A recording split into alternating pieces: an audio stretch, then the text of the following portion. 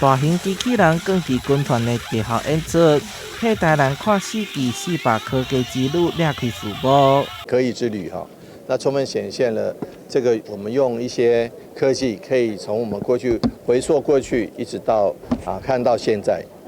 一直到展望未来。选择家己喜意的角色，翕下纪念相片，在 AI 的运算之下，家己的相片就会变成古早人，也可以当进行 AI 沉浸式体验，趣味十足。对自己的名字来做藏头诗，我相信很多市民，我觉得一定会觉得很新鲜。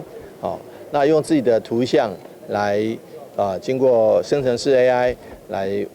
做成这个古代的或者是一些